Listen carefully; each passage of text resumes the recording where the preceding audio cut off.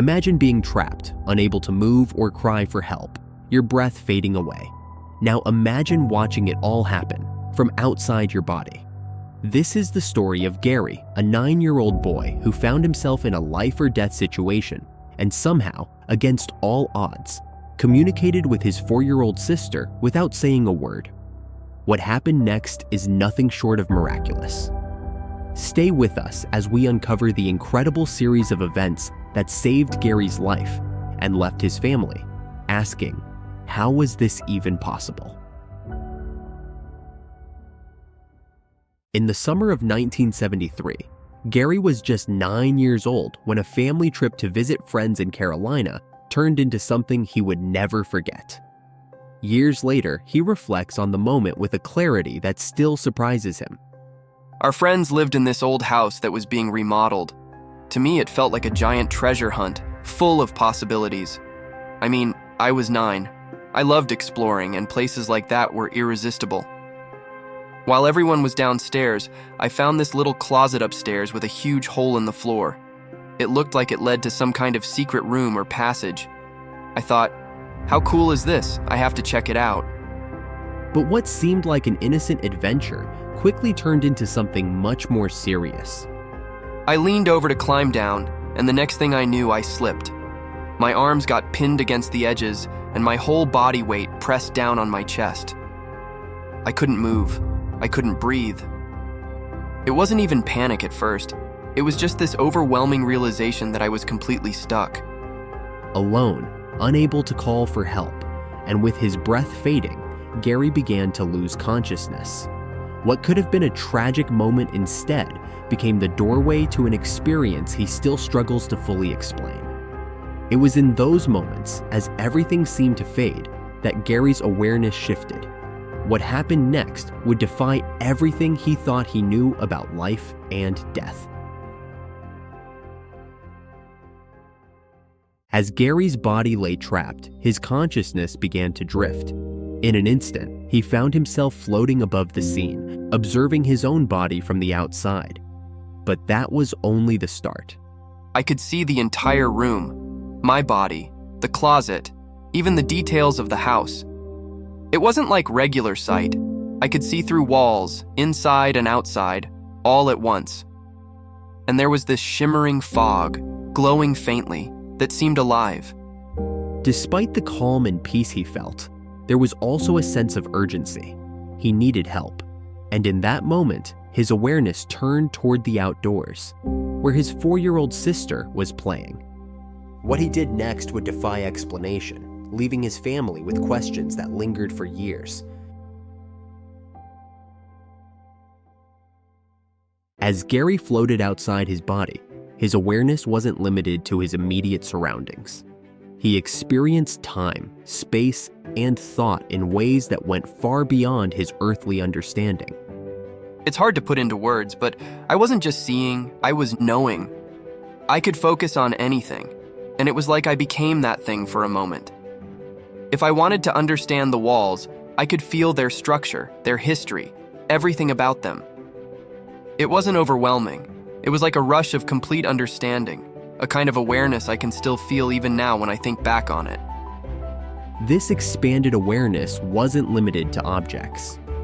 Garry also sensed time differently, as though he could step beyond its boundaries. Time didn't feel like it does here. It was like I was outside of it, watching it from above. The flow of time felt like a path, with moments stretching out before me and behind me. I had this sense that I could step into different parts of it, almost like choosing a different path to follow. But I knew there was only one path that would keep me connected to life. I had to get help. His heightened perception extended to the thoughts of those around him, creating a sense of unity and connection. I could sense everyone's thoughts in the house, what they were doing, feeling, thinking. It wasn't like eavesdropping. It felt natural, like being part of a bigger whole. My sister's thoughts were the clearest.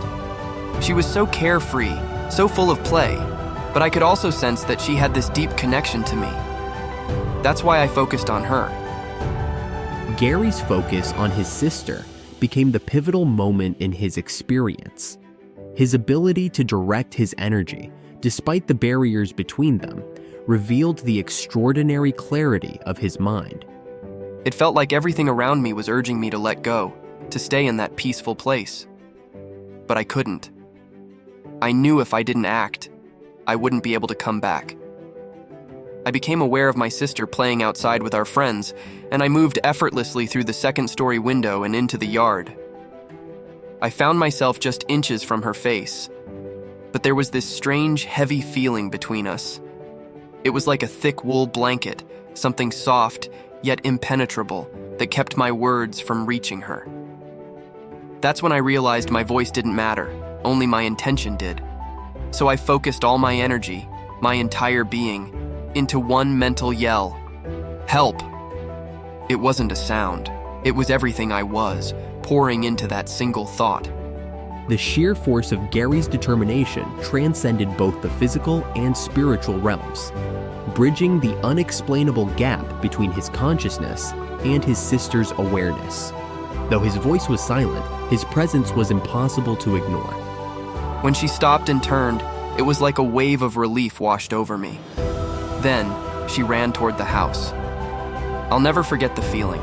It wasn't just that she'd heard me. It was that we were connected in a way I'd never experienced before.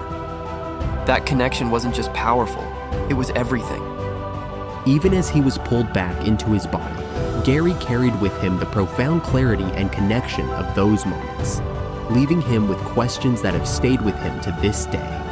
When he opened his eyes, his sister was already leading the adults into the room. They worked quickly, pulling him from the hole. As soon as he was free, his lungs filled with air again. Life had returned, but the experience had forever changed him. Looking back, Garry's near-death experience wasn't just a brush with the unknown. It became a cornerstone of his understanding of life, death, and the connections that bind us all. Before this happened, I was already a spiritual person. My faith was important to me, but this experience challenged a lot of what I thought I understood. I grew up Christian, Protestant, but the things I saw, the way I felt during those moments, didn't fully align with what I'd been taught. It wasn't that my faith disappeared.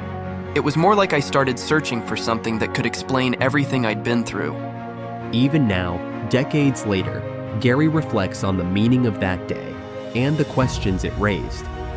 I've always believed in God, and I still do. But my experience didn't give me answers about God directly. It gave me a sense of connection. Like everything and everyone is part of something much bigger. It's hard to explain, but I felt like I could understand the essence of anything I focused on, like I was part of it, and it was part of me. That stayed with me all my life. Despite the peace he experienced during his NDE, Garry found that returning to everyday life presented its own challenges. At first, I thought everyone had experiences like mine, that they knew what it was like to step out of their body.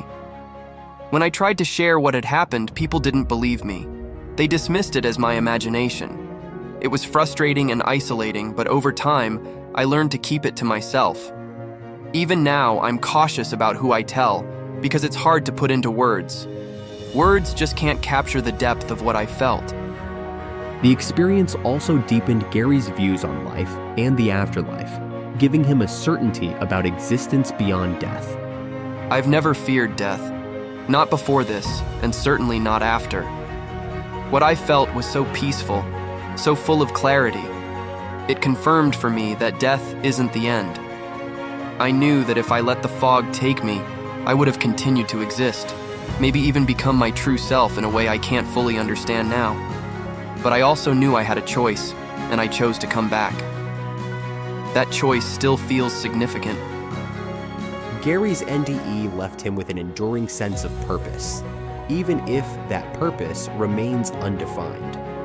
After all these years, I still don't fully know what my experience meant, but I do know that life matters.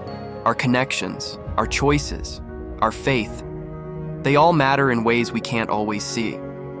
And if there's one thing I've learned, it's that life and death are just two sides of the same mystery. Garry's experience wasn't just an extraordinary moment. It was a profound reminder of the deeper truths that shape our lives and faith. As we reflect on his journey, we're invited to consider the ways God's presence is woven into every moment, sustaining us even when we cannot see it. His story leaves us with questions that point to eternal answers and the loving hand of a creator who connects us all.